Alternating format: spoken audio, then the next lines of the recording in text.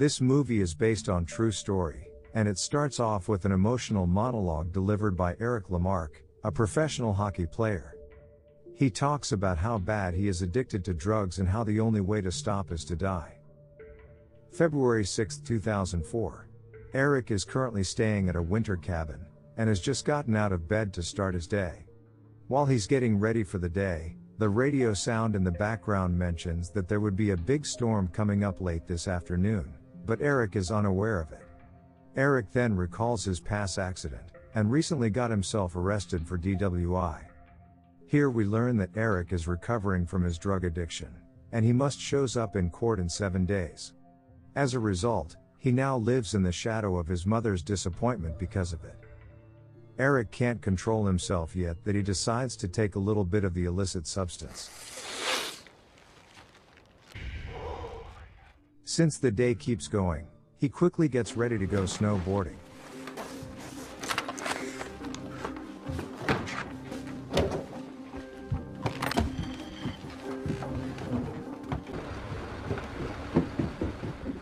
Unfortunately, he misses the bus that will take him to the snowboarding location. Eric then hitches a ride up the mountain with a stranger named Sarah, who turns out to be a ski patrol officer.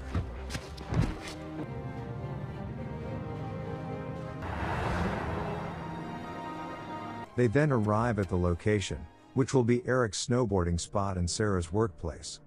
After thanking and bidding her goodbye, he takes a gondola up a ski hill, and takes a little bit more of the illicit stuff.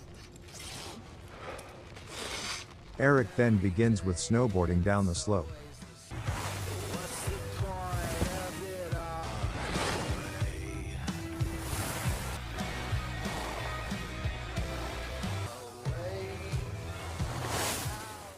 He is having too much fun to notice that the weather is slowly changing.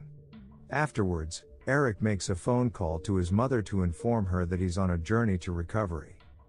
On the other side of the story, Sarah, who receives a report about the storm, quickly contacts the staff at the top, and considers to shut down the mountain early.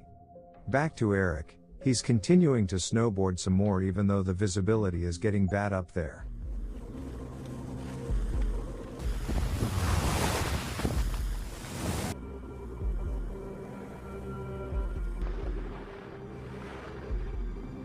Unfortunately, when he's about to head back, he realizes that the wind has picked up, and in turn covers up any ski track site, making it impossible for him to trace his way back.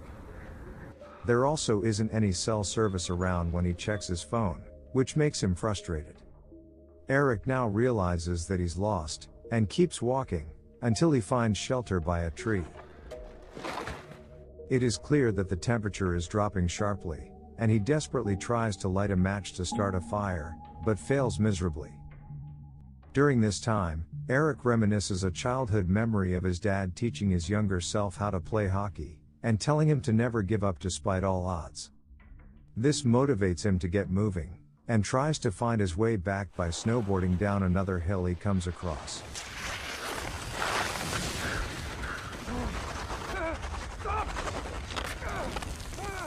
But instead, this only leads him down the edge of a cliff.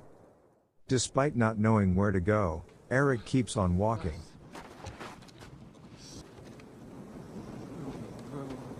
And at some point comes face to face with a couple of wild wolves who menacingly growl at him.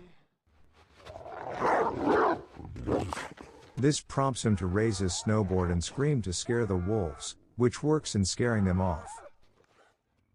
But soon after, he begins hearing wolf howls all around, so he runs with all his might until he's put a considerable distance from them. He digs a hole, before crawling inside to warm himself. While lying here, he falls asleep to yet another memory from his past, this time about the time that he found his parents fighting.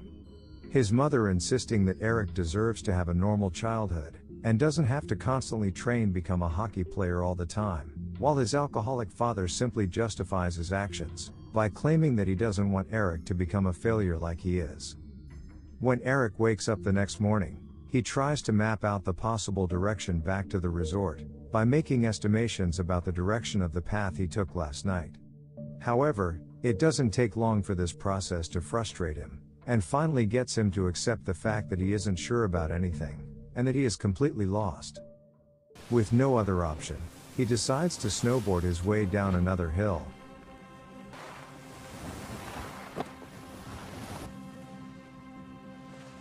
And still ends up in the middle of nowhere with no other sustenance, but a bag of nose candy. He takes it out and is about to take it as usual, right when he falls under the ice and struggles with all his might to reach for the sinking candy. After obtaining it, he swims back up, and luckily, he makes it back out. As his condition getting worse, he continues to walk and stops by a pile of rocks to rest, almost passing out from the cold. Realizing he might get hypothermia if he keeps his wet clothes on, he strips down. He also notices a wound on his shin is getting worse, possibly caused by the fall. It is during this moment of weakness that he gets tempted to take more of the substance to numb the pain away, but he realizes he needs to have a clear mind more than anything to survive, so he dumps what's left of his candy to the ground. At this moment, the thermometer on his jacket shows a temperature of -20 degrees Celsius. The night arrives, revealing to us that Eric has been curling up buck naked this whole time, and is still determined to find his way back.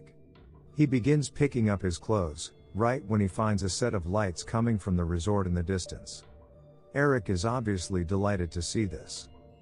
That night, he goes to sleep while staring at the resort lights, and wakes up in the morning ready to go. He takes a drink out of his candy bag, revealing that he's been melting snow with his body heat. However, since it's been 2 days since he's had any sustenance, Eric starts feeling drowsy and soon finds himself spitting out blood.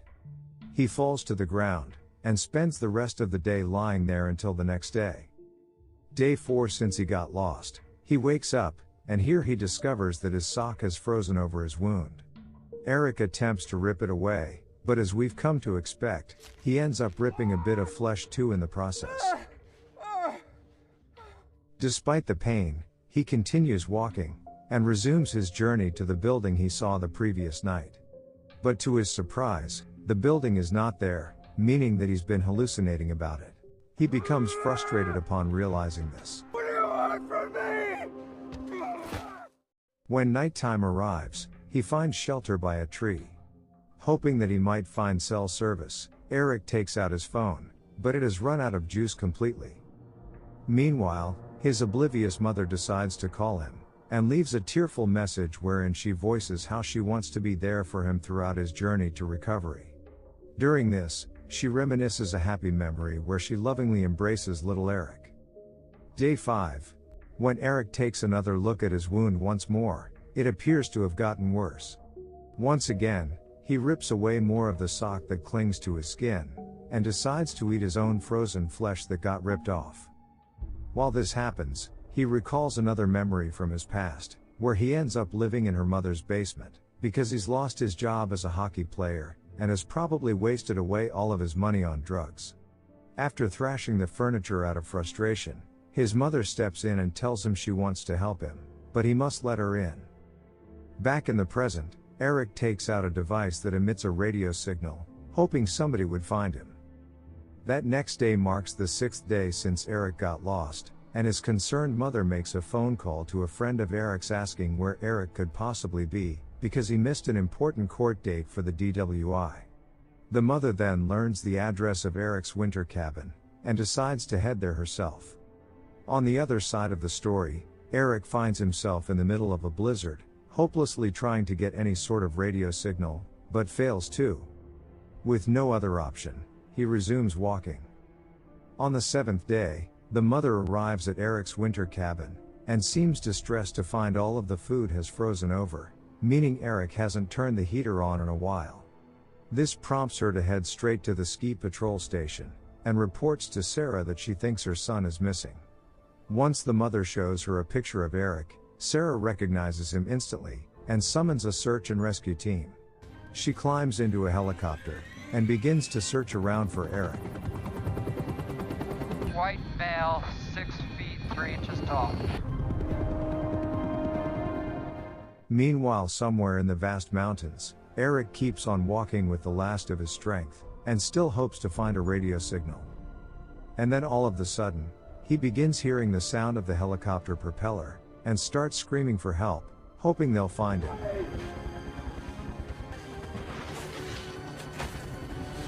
He crawls his way to an open space, but sadly, Sarah misses him and flies by.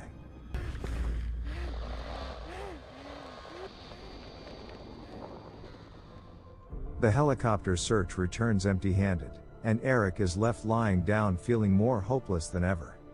It is at this point that he remembers his mother, and reminds himself that he has to keep fighting, because his mother wouldn't want him to give up like this.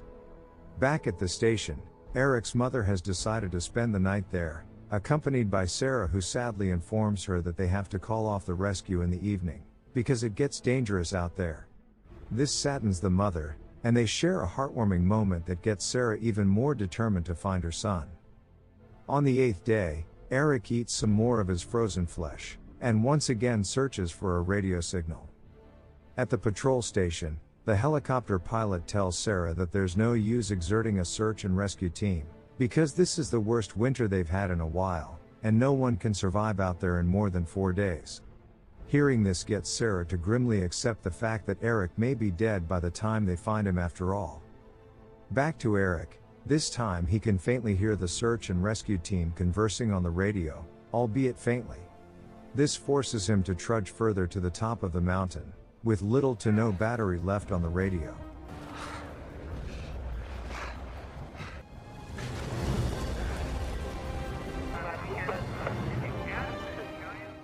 Having barely any strength left, he eventually collapses to the ground, and almost passes out. He begins to hear more chatter on the radio coming from folks at the patrol station. As he struggles to get to the top, we get taken back to another memory, wherein a fellow hockey player reminds Eric that he was on the fast track to becoming a huge hockey star, until he threw it all away with his drug addiction and erratic behavior. He then recalls another memory about getting into an argument with his hockey coach, because he was too proud to work as a team, and then another memory where his dad packs up and leaves him. Driven by his will to not be a quitter like his dad, and to no longer be someone who'd waste his life away, he continues to crawl up the hill until he couldn't anymore.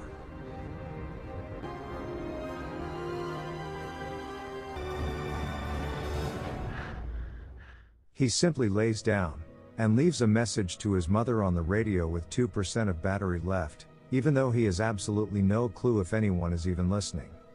In the message, he voices how he's resigned to his fate, and that he loves his mother, before he slips unconscious.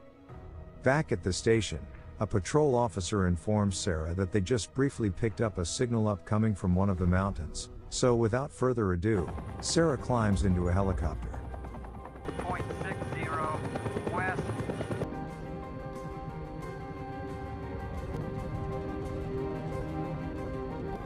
Hey, got him! Up on that ridge, 2 o'clock. Finally, they finds Eric lying unconscious on top of said mountain. The team rushes to his aid and carries him back to base, saving him in time.